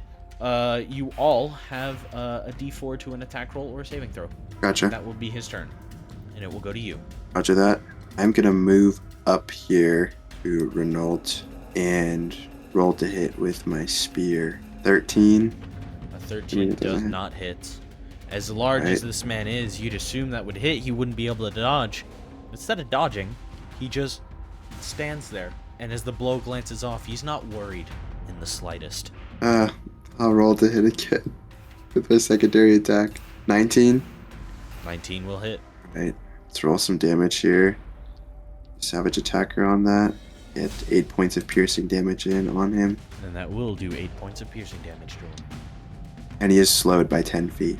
The turn will flop over to Strax as he begins to walk towards where the ranger that shot at him is, confident swagger, and doesn't even worry about the rest of the people around him, and just says, "So you tried shooting me, did you? Well, you're gonna regret that one, mate." And so he will have Aura of Authority while in a 10-foot emanation originating from the Hobgoblin.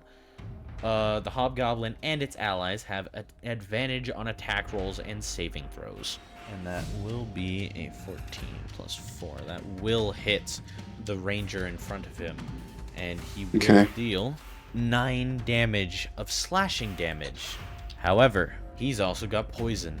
It's an extra 3 poison damage as well. And this will move the turn over to Yogs, who, still not speaking a singular word, will begin to walk up towards you and be in range of emanating aura, I believe. No, he's actually just out of it, so he will just roll to attack you straight without advantage. That's a 3. That will not hit you, as you easily dodge out of the way of his attack, and it will go to the big man's turn, Renault.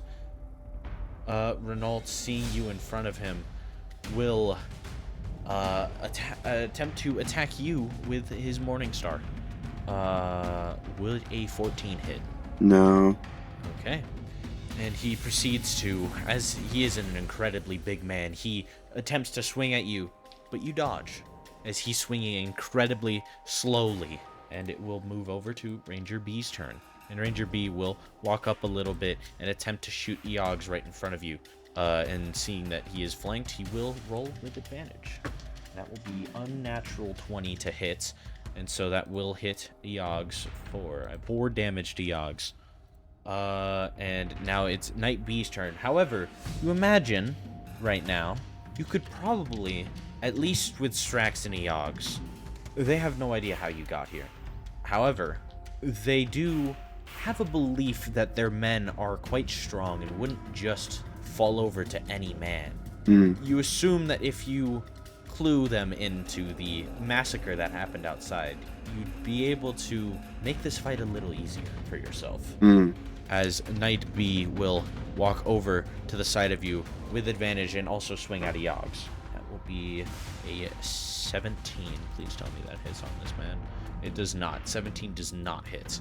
And the turn will pass back over to Ranger A. And Ranger A, having been sliced at and poisoned, now slightly worried, still has leadership on him. And he will attempt to hit Strax with his leadership hit. And that will be a dirty 20 to hit, which good lord, I hope that hits. Okay, he doesn't even need to use it.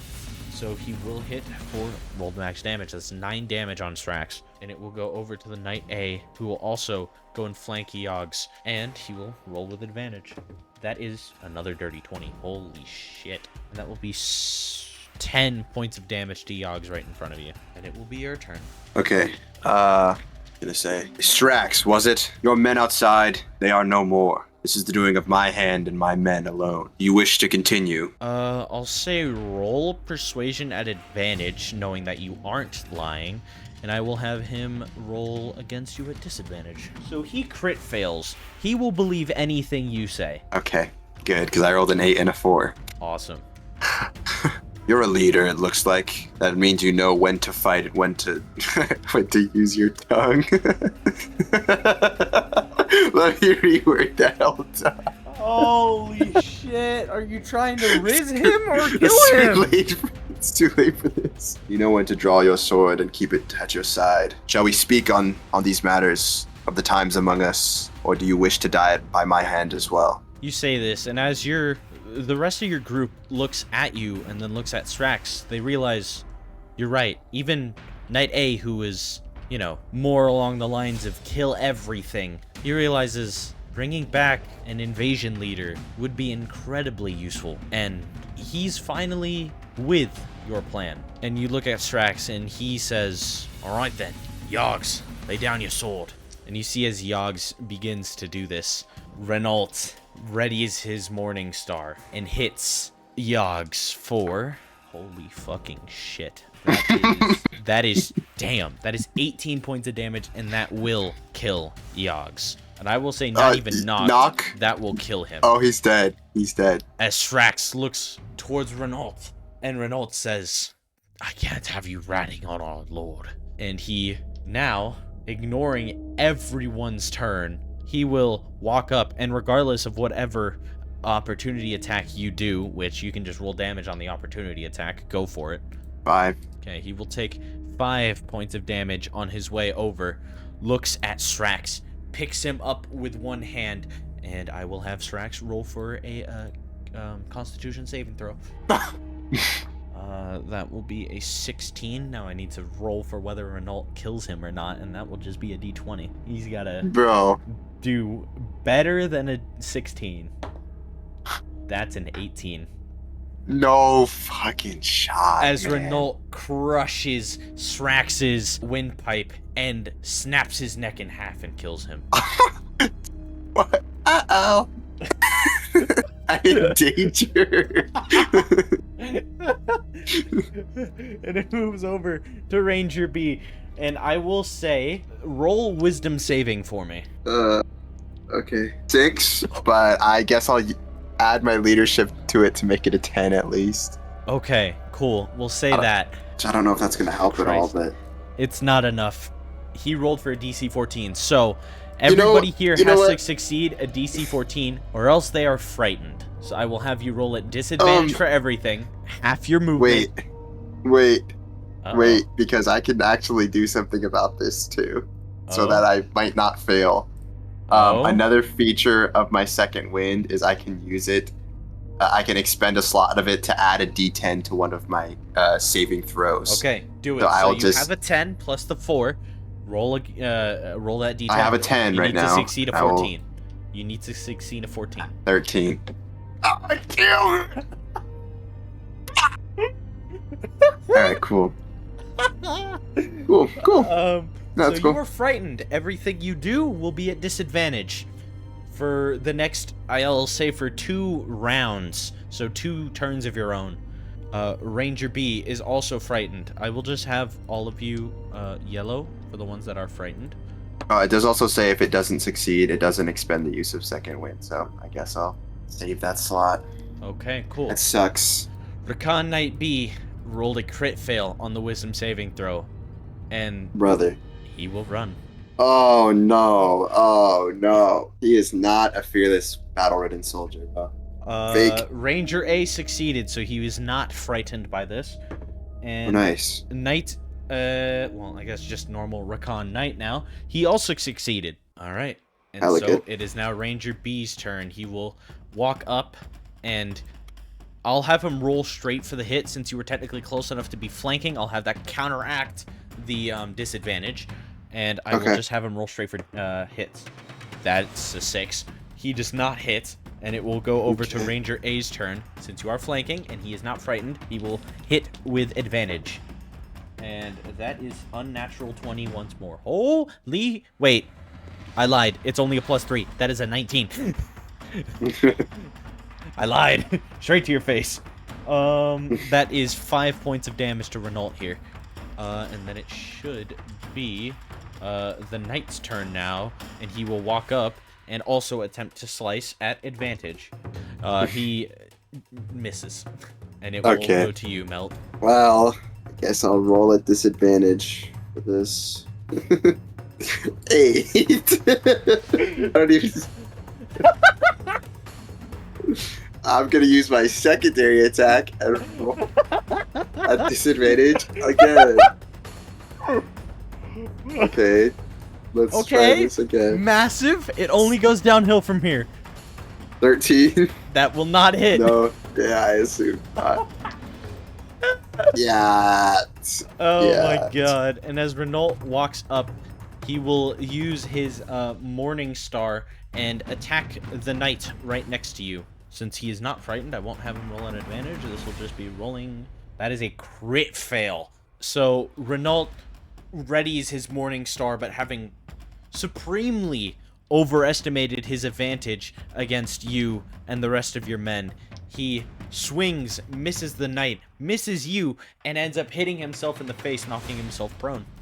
Oh yeah. And This we is will go to huge. Ranger B, who will now again roll at. Actually, Absolute cinema. yeah, no, I'll just have him roll it raw. Screw it. Raw. That will not hit. That is a 5. It will pass over to Ranger A, who will roll at advantage, and that will be, yeah, an 18 will hit. And that will be 1d8 of damage. That is 6 plus 1, 7 damage to Renault here. 6, 7. I will kill you. I will, Lightning strikes you and you die. actively choose Renault. Just make Renault stand up and grab your neck. I can snap your shit in half. Out of the prone, he's just like, nah. Breaks my back over his leg. Okay, Rakahn Knight will slash at Renault, and getting a nat 20 will crit and double his damage. Double 5 would be a 10, so that's 10 damage to Renault. And it will now go to you. Since he is prone, I will have you roll it straight for damage if you want to attack. To counter it. Okay. Yeah, let's do it. 17. That will hit. Alright, let's roll the damage on this boy. That is his AC. I'll keep that 8 damage. Alright, you deal 8 damage, and then roll a hit again. And then I'll roll it again straight here. Nat 20. 25, let's go. Nat 20. How do you want to kill this big fuck? Oh, I'm gonna take my spear and I'm gonna break it over my leg, right? So the other, it's made of wood, I'm assuming. Yes. One piece of the wood is just a sharp, cracked end of a spear, and the other end is the sharp point of the metal. So I'm gonna stab one into his left eye, throw the other one in the air, catch it, stab it into his right eye, and push them in together. I want to feel his brain. I want to feel the spear slide into his brain and out the back of his head as I... You ever killed a bugbear before? You ever seen the light drain out of an eye of a bugbear? Now you have. Shit. This so guess is what? why. I'm gonna have you roll for performance. Okay. You do this, but let's see how well you enact this plan. I rolled the nat one. I rolled the nat one. Rob! Oh my god. Oh no. Oh no. As you attempt to break the spear over your knee, you hit it, and it doesn't break. You hit it, it doesn't break. You hit it again, and it finally breaks as you attempt to stab him in the eye with the left one. You do it, but you try and flip the other one up in the air. You fling it backwards behind you. So you just grab both hands and shove it straight into his face and kill this bugbear. You know what? I'll take that off of that one. That's whatever, bro. Oh my fucking At least God. I'm rolling a nat one on a killing blow performance. That just... Fuck, it doesn't even fucking matter at that point. Come on. Holy rolls tonight, man. Dude. 9, 9, 9, 9, not 1. Oh, 2, This 5. has been Like, come on. brutal. Having killed Renault quick enough, you imagine, and also as the frightening wears off, you imagine you can probably run off and attempt to chase the man that walked out of the back of this tent. Can I send Ranger B and Rakahn Knight after him and say, I'll come with you. Don't let him get away. And what I actually want to do is Renault dead or just knocked? Because I was going to see if I could use dead. You stabbed him in the brain. Wow. This man has no brain. That's actually fair. I actually forgot that I did that because that's my memory is really bad. What? Well, does he have over here? I just wanted to search the room real quick. I wanted to search Renault and see if he had anything of importance on him other than his Morning Star, which I would like to take, and search the table. Sure. Looks like there's a set of armor. Take his Morning Star. What you see here is a map of. Hold on. Actually, I'll have the two run after him, and so I will hide these two for now. Is it just a base Morning Star? Yes, it is the base Morning Star. What I will have you do is go and search the map. Roll investigation. Fuck me, man. You see a map of Rakahn, half-drunk wine goblets, and all you see are a bunch of scribblings on a map of the island, and you have no idea what they could mean. You see a line pointed through the cave. As you remember seeing, there was a cave on the north side by the Scorpion Mountains. You see a red line pointing straight through one end and coming out the other, pointed straight towards Castle Urin. But that's all you got. I will take the map and pocket it. As you take the map, you attempt to run after your two Rakahn brothers. And the ranger hopefully comes with me too. The other ranger. Yeah, the ranger will come with you. As you run and try to catch up to the men that you sent ahead of you to chase this man, you turn the corner at the port and you see their dead, lifeless bodies laying there, drained of energy as if they had been dead for weeks. You look over towards the edge of the port and you see a boat sailing away, but it's already too far from port. You can't reach it. And all you hear is a cry from that boat saying, "Well, it was a good effort, Melthezicus. I'll see you next time." And that is where we will end the session for now. Bruh, that's crazy.